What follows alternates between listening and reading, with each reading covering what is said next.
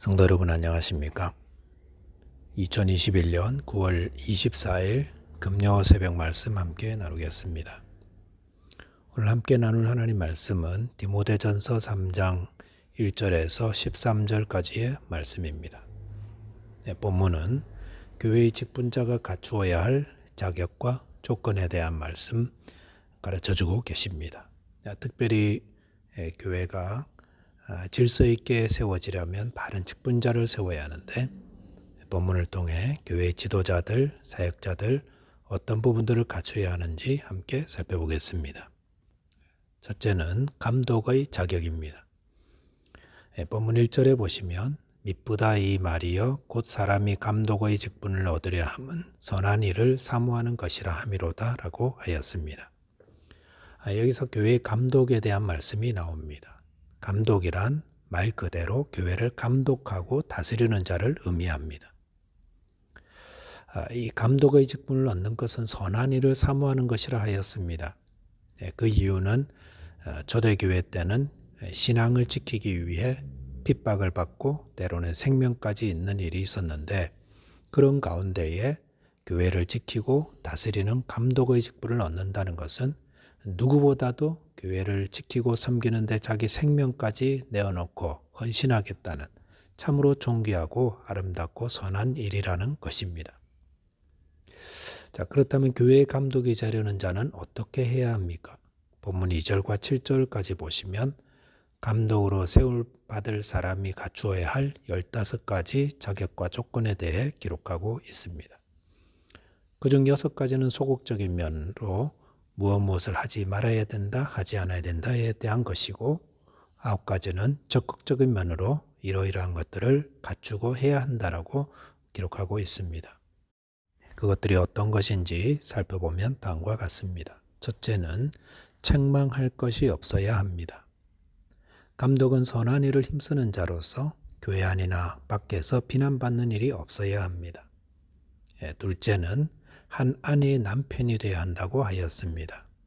이것은 한 남자의 혹은 여자의 배우자로서 결혼의 순결함을 지키는 충실한 자이어야 함을 말합니다.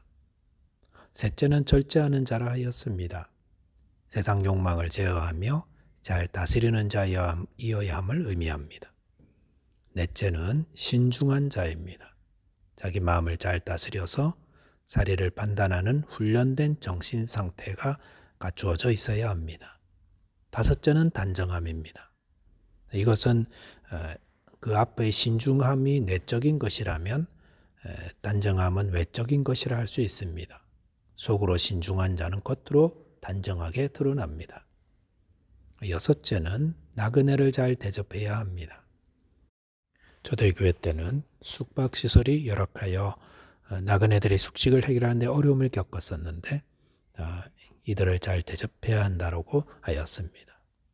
감독이 되려는 자는 마음을 열고 자신이 가진 것으로 남을 대접하기를 기뻐하는 그런 자여야 합니다. 7번째는 가르치기를 잘해야 합니다. 복음의 확신을 가지고 불신자에게는 전도할 수 있고 또 교회의 성도들에게는 말씀을 잘 가르치는 자여야 합니다. 8번째는 술을 즐기지 않는 자여야 합니다. 술은 사람을 폭력적이며 방탕하게 만듭니다. 남을 감독하고 가르치는 자는 반드시 술을 멀리해야 합니다. 특히 한국 교회에서는 교회의 지도자는 반드시 술과 담배를 멀리해야 합니다. 9번째는 구타하지 않아야 합니다. 이것은 싸움을 좋아하거나 폭력적이지 않고 다투기 좋아하거나 논쟁을 일삼지 않는 자를 의미합니다. 사역자들은 다른 사람을 구타하거나 혹은 신경질을 내며 분노하는 사람이 돼서는 안 됩니다. 그는 사람들에게 친절하고 온유하며 오래 참아야 합니다. 10번째는 관용해야 합니다. 관용이란 사람을 관대하고 부드럽게 대해주는 것입니다. 11번째는 돈을 사랑하지 않아야 합니다. 돈을 사랑하는 것이 일만 악의 뿌리가 된다고 하지 않았습니까? 사역자는 하나님으로 인해 만족을 누리기 때문에 이 세상의 것을 사랑하지 않는 자여야 합니다. 12번째는 자기 집을 잘 다스리는 자여야 합니다. 5절에 보시니까 사람이 자기 집을 다스릴 줄 알지 못하면 어찌 하나님의 교회를 돌보리오라고 하였습니다.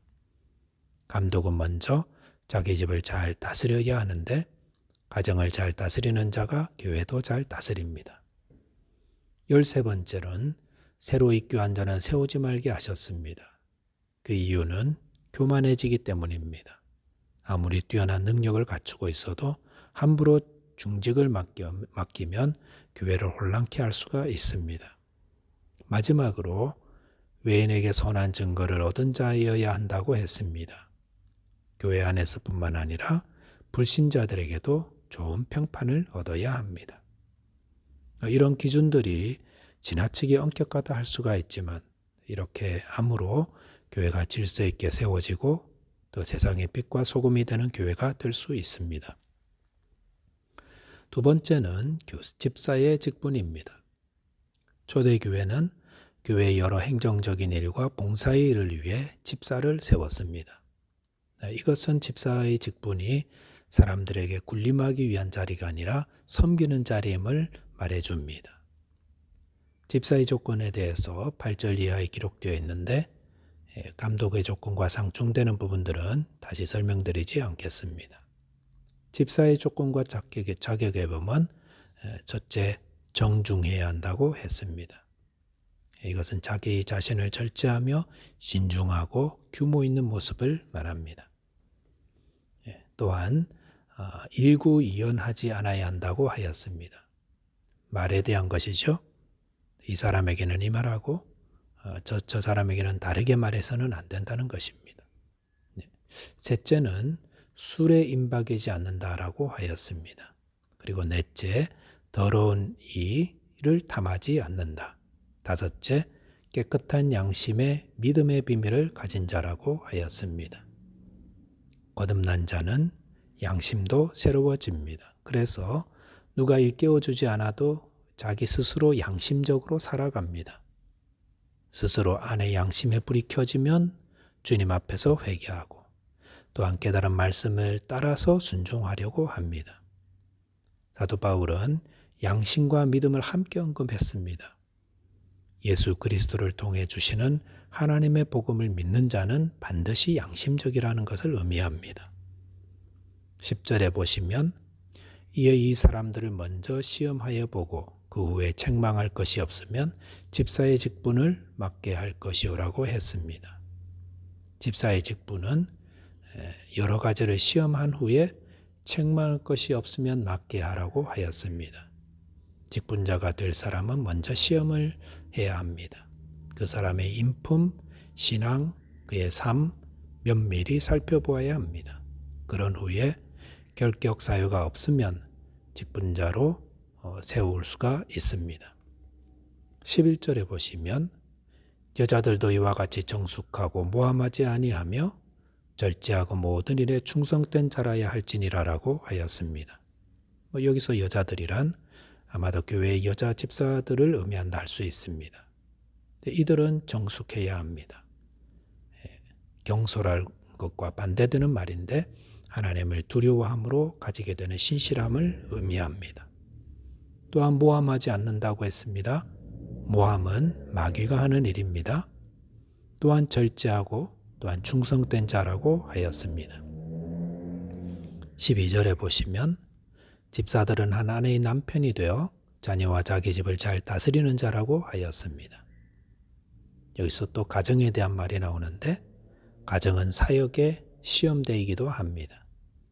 가정에서 먼저 신앙인으로 살고 그래서 가족들과 자녀들을 믿음으로 잘 이끌도록 기도하며 노력해야 하겠습니다. 13절 보시면 집사의 직분을 잘 한 자들은 아름다운 지위와 그리스도 예수 안에 있는 믿음의 큰 담력을 얻느니라 하였습니다. 이것은 맡은 사역을 잘 감당한 자에게 주님께서 칭찬하시며 또한 더욱 담대하고 확신 있는 믿음을 얻게 됨을 말씀하십니다.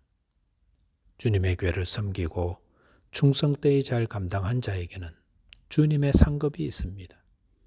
이 땅의 상급들은 사라지는 것들이지만 주님이 주시는 상급은 영원한 것이며 가장 복된 것입니다.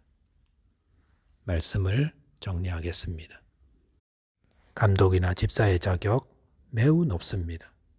하지만 이렇게 사역자를 세울 때 교회는 질서 위에 세워지고 덕스럽고 은혜롭습니다. 또한 맡은 사명을 잘 감당한 자에게 주님의 칭찬과 상급이 있다 하셨습니다. 함께 기도하겠습니다. 하나님 아버지, 저희로 주님의 교회 사역자가 되게 하신 주님, 저희에게 사역자의 자격과 기준에 합당한 자로 살아갈 수 있도록 성령의 도움을 힘입어 노력하게 하시고 또 맡은 사명 충성스럽게 잘 감당하여 주님 앞에서 잘했다 칭찬과 상급을 얻게 하여 주옵소서. 예수 그리스도 이름 의지하여 기도하옵나이다. 아멘. 오늘도 주님과 동행하며 승리하는 하루 되시기 바랍니다. 감사합니다.